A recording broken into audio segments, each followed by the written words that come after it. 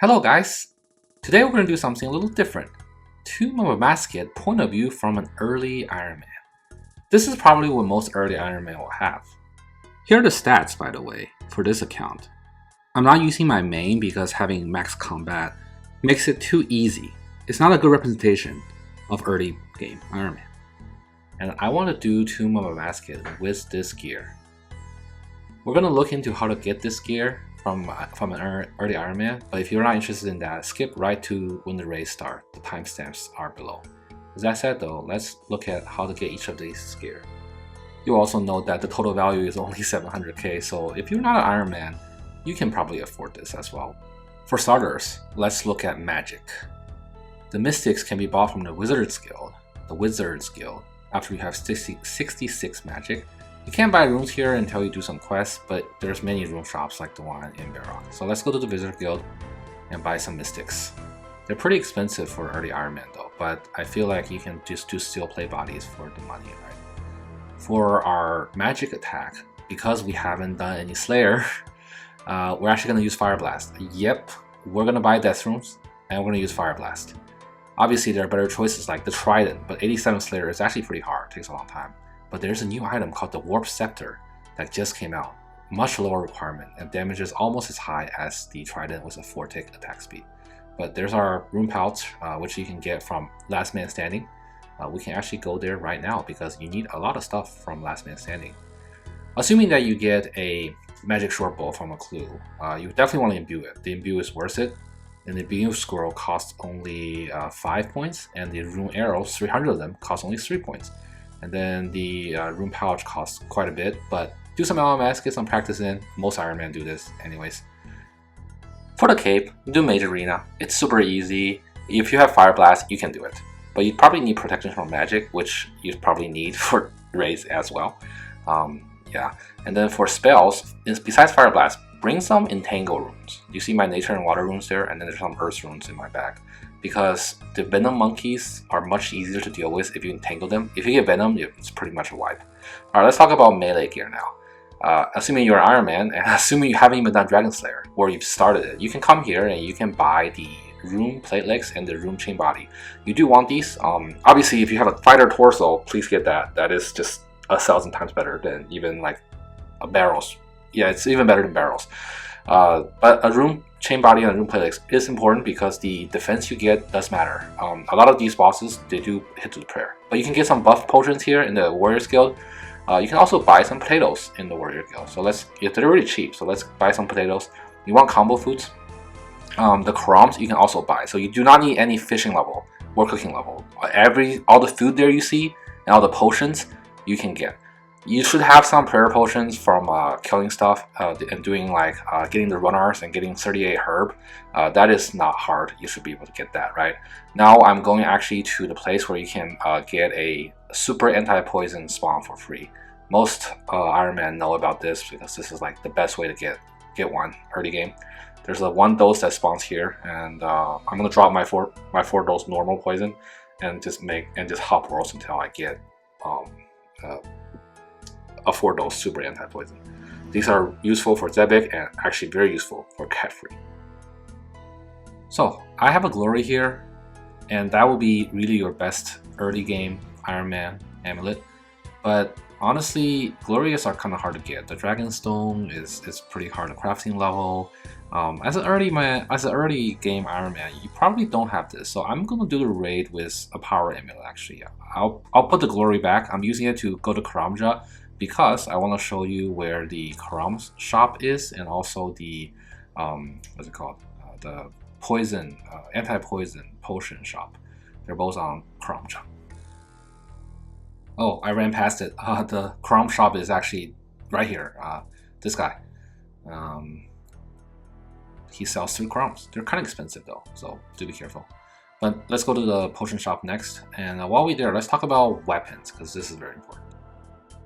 You will have gotten a Karis Partisan from the quest, and this will be your best in slot weapon, unless you have an Abyssal Dagger, Zamorak Hasta, Fang, Rapier. You're not going to have those. Why is this the best weapon? Because 1, it's really good stab, and in TOA, stab is super weak. where all the bosses are super weak to stab. This is actually stronger than a Dragon Scimitar. And lastly, you need your range. We already talked about MSB imbued. The black dragon hides, they might seem hard, but they're pretty common from hard clues. So do a couple of those. If you can't get them, honestly, red, green, even blue dragon hide, they should be okay. Avas, it's a pretty easy quest that you should get to, get some range cape, best in size essentially. You've noticed that I did use Fairy Ring, definitely unlock those on Ironman. They are one of your best transportation methods for early game, even late game. Do some Ardoon Diary, the easy to get the capes. That cape has a teleport to the monastery, free prayer store, but also very close to a Fairy Ring. Usually that's what Ironman do. Some honorable mentions that I did not include is, of course, Dragon Dagger. You don't really need it for a 50 invocation raid, but it's nice to have. You need Lost City for it. You can get a Dragon Mace. That is a hero's quest. That mace has a very good special attack. It's 25% more accuracy and 50% more damage with the cost of only 25% of your special energy. It's actually huge for killing like the Akkha shadows.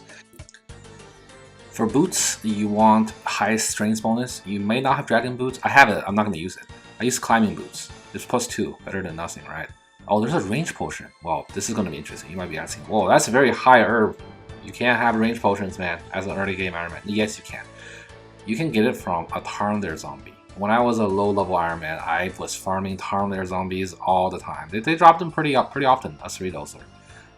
Yeah, go check them out. And you also want gloves. I'm assuming you have some recipe for disaster. If you don't, it's okay. It's not that big of a deal, but I wore a combat bracelet. Anyways, let's get started. This room is pretty free. If you do it the right tick way, I have a video on this. A lot of people have videos on this. If you do it the right tick way, you can do it in about 35 seconds, like what I'm showing you right here. You take a little bit of damage, it's fine, but it's a very fast room. If you do mess up, which is really fine because it happens to me a lot as well, either reset or just kill the little crocodiles for a little bit of extra points but a slower run. And I usually just reset because I want to get to Zebak ASAP. So you're using MSB here. You can conserve a little bit of prayer by praying just when the rocks hit you. So, also the blood barrage. Did you see that? When he does the blood barrage, you want to pray Mage really briefly to block that.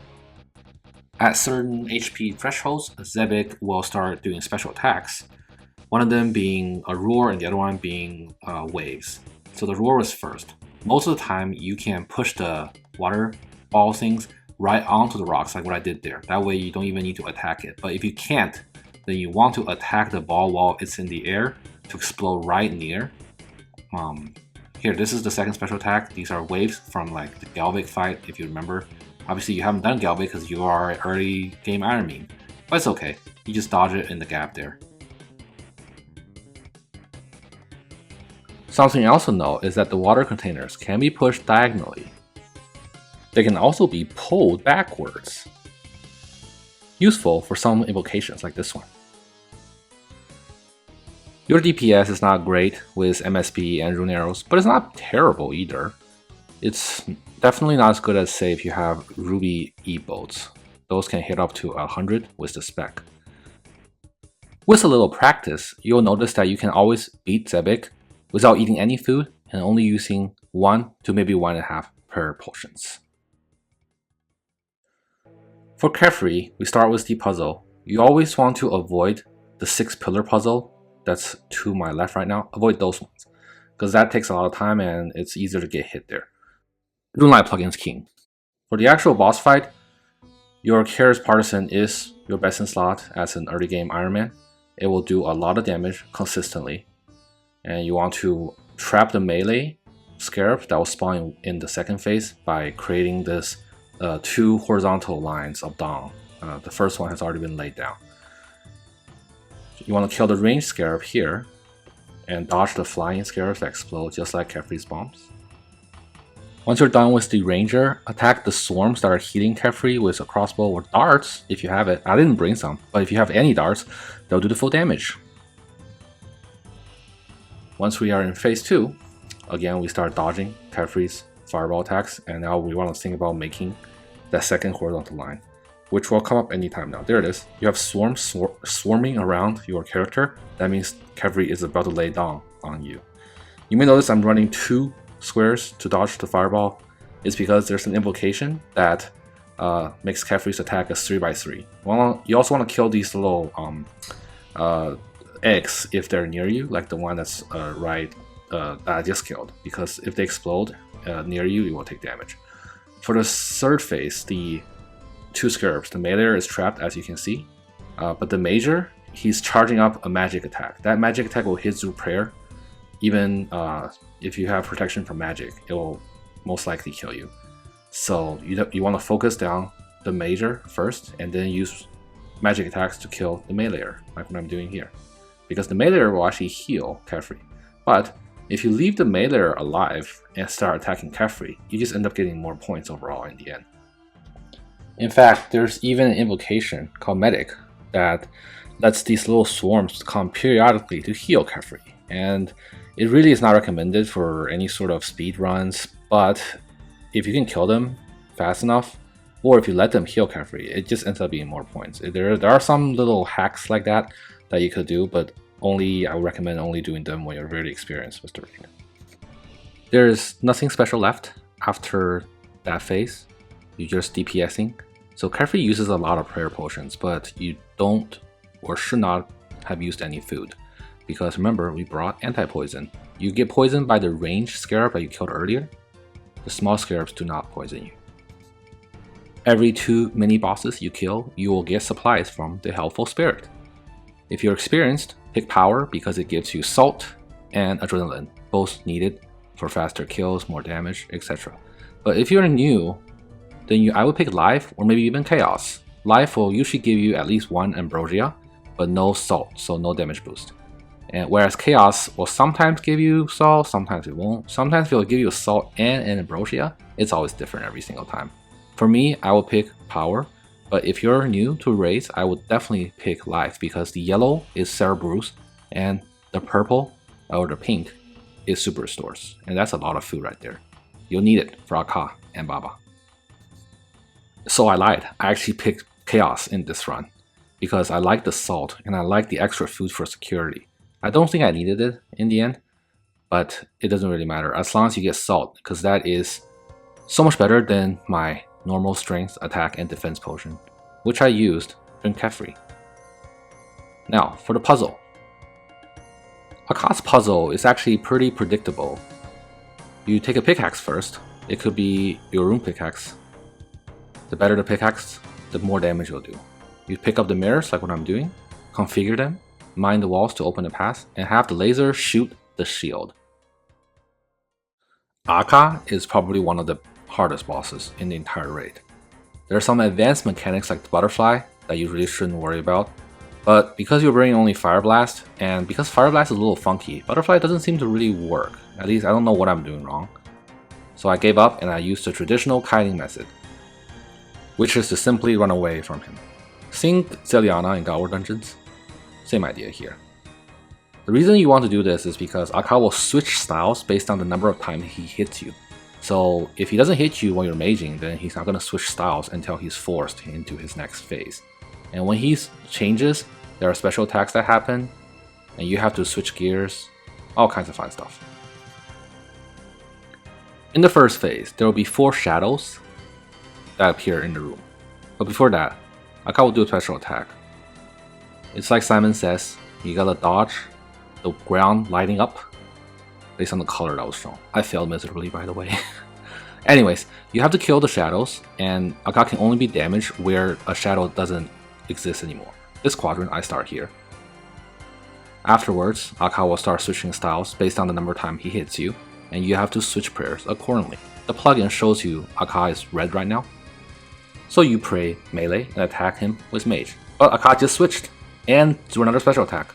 Simon says again. There are many special attacks, some that makes it so that the ground under you has a bubble, and if you step on it, you explode. We'll see that in a bit. But the shadows are back. Kill the second shadow, now Akkha is vulnerable. He is green, so protect from range and attack with melee. He switches again, he is now, you need to protect Mage and attack with range. You can see how this fight is very hectic for first timers, so a lot of practice here will be nice. But eventually it'll become second memory to you to just switch and do Simon Said every minute or so. Oop, I failed again. It's because there's an invocation that makes that Simon Says go a lot faster. I usually turn it on. For this run, because it's only 50 invocation, I didn't turn it on and it's actually messing me up. So making it harder makes the easy ones hard. Anyways, there are 4 quadrants, so there are 4 shadows. Once you get to the last shadow, Akkha will be his last legs. That's the last shadow. Kill the shadow. Find the highest DPS weapon you use to kill the shadows, because if you don't kill them fast enough, the ground will light up, and you can't avoid that one. So that's a DPS check. But once you kill the last shadow and finish Akkha, we enter the what's commonly known as the white balls of death. I'm not gonna say that word on a video. But here, this is the last phase. We're gonna attack him with magic and pray against melee, and we're about to enter that last phase. In the last phase, Akkha can only be damaged with melee. It's coming out right now. And praying protection from Mage will make you take less damage from the white balls. And you have to really practice here. There's a lot happening. Akkha will kind of jump around every 3 damage attacks you do to him, but you gotta dodge the balls at the same time. I'm doing terribly, by the way. If this was a higher invocation, I would be dead already. But we did it. Let's move on. So you always do end up eating some food at Akkha. I don't think I've done a run without using food. And if I'm soloing, I usually have to bring Cerebrus for higher invocation for Akkha, and I'll use most of them there because the monkey room here, it's annoying, but I don't use food if I bring Blood Barrage. And Baba, I usually don't use food if I Red X. But anyways, this room here, the special thing here is their special attacks. Though right now it's pillars. You gotta repair the pillar for some construction experience. Woo! And the other one is fumes, which there'll be skulls on the vents, and you have to use the potion, pour the potion on those fumes to avoid damage. That's about it. Other than that, kill all monkeys. That sounds easy. It's not as easy as you think. Especially when you have these special attacks coming, and you have different monkeys like Ranger, Melee, Magic, Shaman, Draws, Exploding monkeys. Yeah. I love using Blood Barrage on the Draws and the Meleeers to heal, make sure that I don't lose food. I like using Ice Barrage for Entangle here, like you see, and then killing the Venoms, because the Venoms, when they're moving and you try to attack them with range, it will drag you into their poison sometimes. This is how I always wipe, if I do wipe. If I get Venom here, it's over.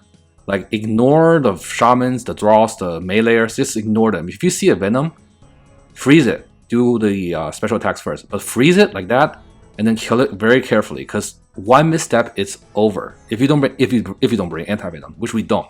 We only have a 3-dose anti-poison, so we can make one mistake. But normally I don't bring that anti-poison at all in the normal run.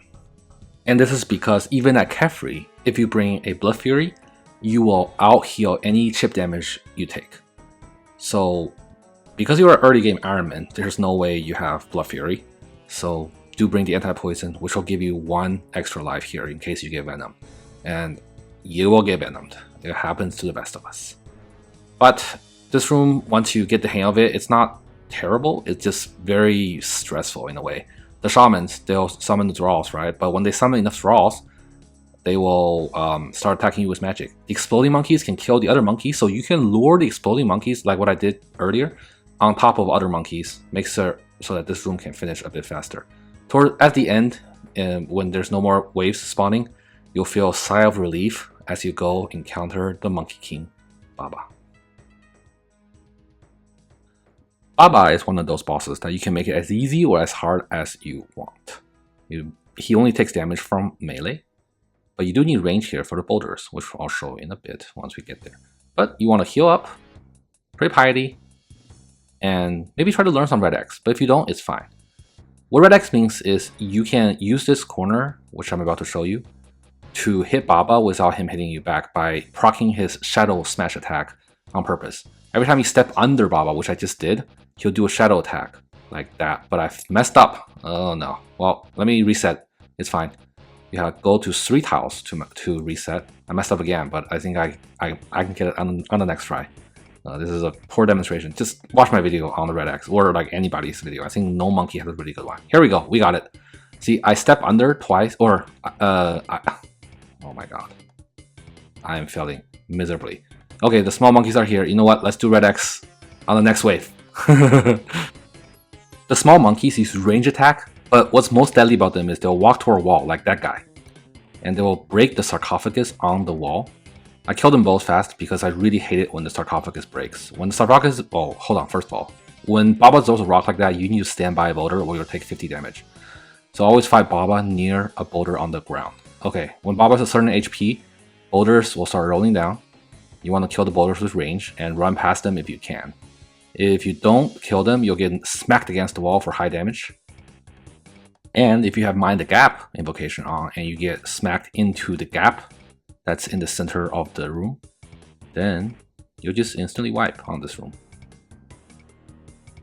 Anyways, attack Baba when you skip past the boulder to restart. And you can set up a Red X up here in the north as well by dropping a potion here, which I do. I drop a prayer potion and then go to the corner again. Of course, I will fail the Red X again, because once the boulders drop from the ceiling, I would rather go stand near them than do Red X. If you still want to do Red X when the boulders are down and you miss a tick and Baba throws rock, there's no time, like that rock there, there's no time to walk near the boulders and you'll take a 40 or 50 to the face. So I usually stop Red Xing when I mess up and the boulders or the monkey comes down. But anyways, the rest of the fight is pretty much a repeat of everything that happened. There's nothing new. So there's the second boulder. There's an invocation called boulder that, ooh, ouch. Okay, I tried to run past it, but I didn't one-shot the boulders. If you have augury and if you have a better weapon than MSB, you should be able to one-shot the boulders and actually run past it much easier. So if you don't run past, Baba will just come towards you, so you don't really miss anything.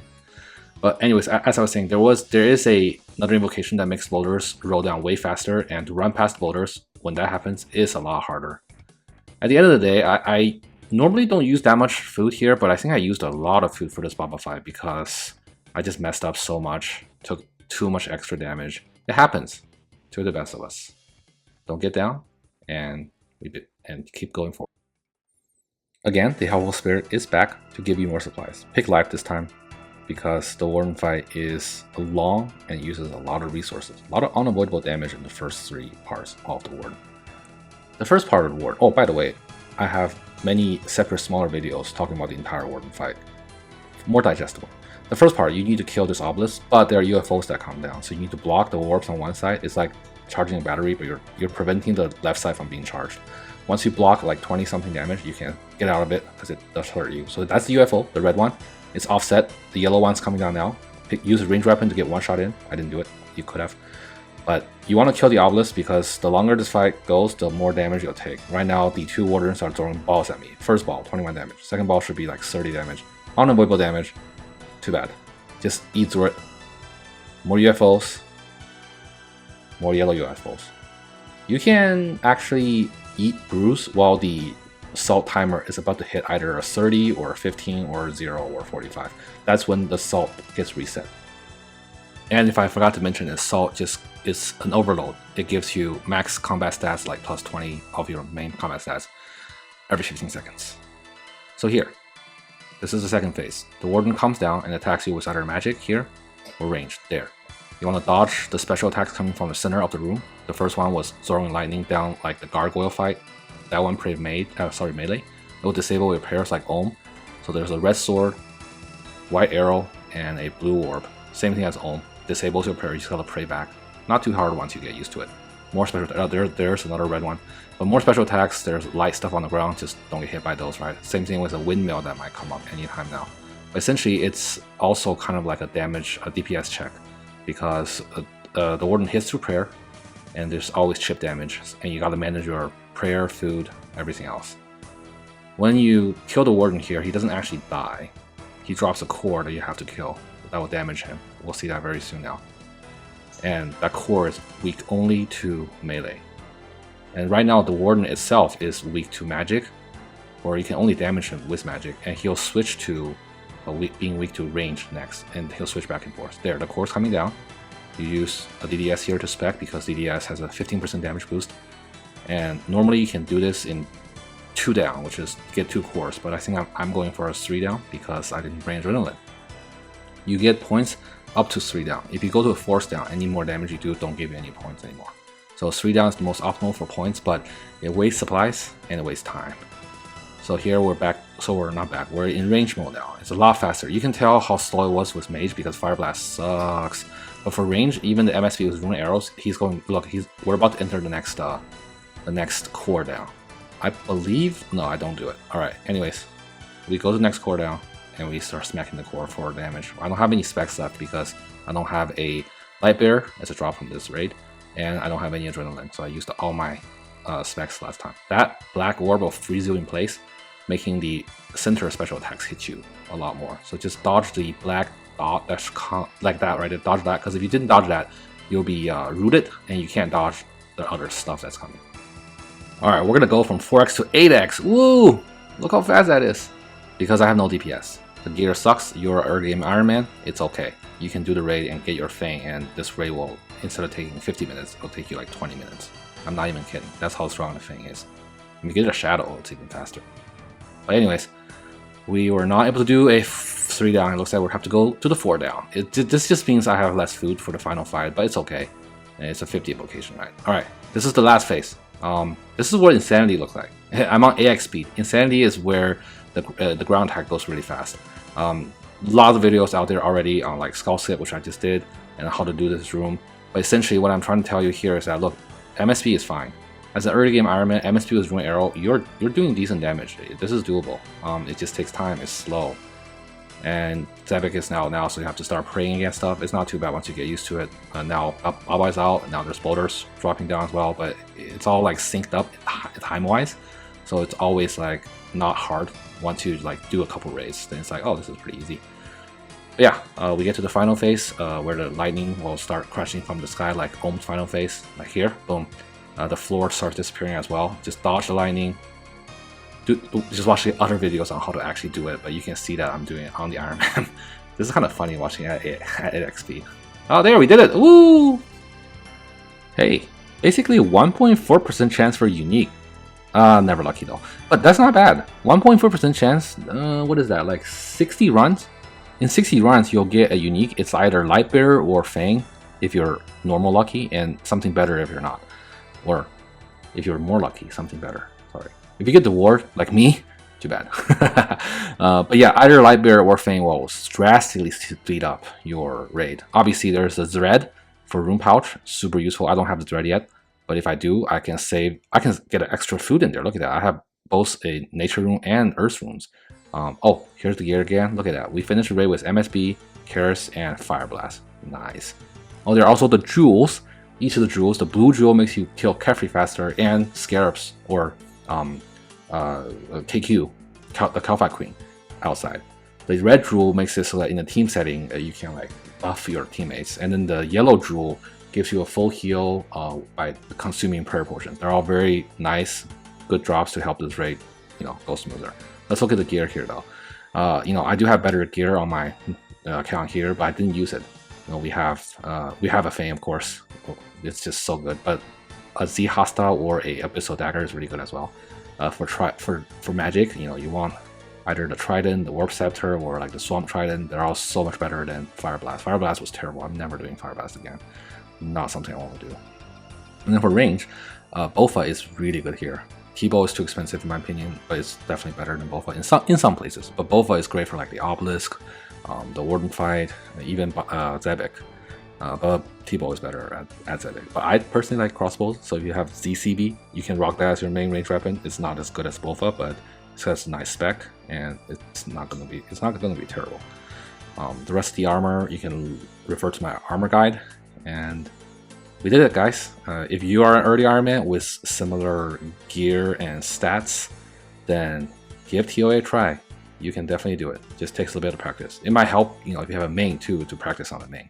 But don't let raids scare you. TOA is the most accessible raid for early game. Anything. Early game, Ironman, Hardcore, whatever it is. Compared to like TOB or Cogs or Chamber of Theirs, both are a bit harder. But yeah, thanks for watching, guys. I hope you learned something. new or you had fun watching me do this raid in like absolute budget gear, give it a like and sub if you did, and stay tuned for more videos. I will do more videos with all of these different weapons. And I know you want to see the Dragon Mace one. Bye.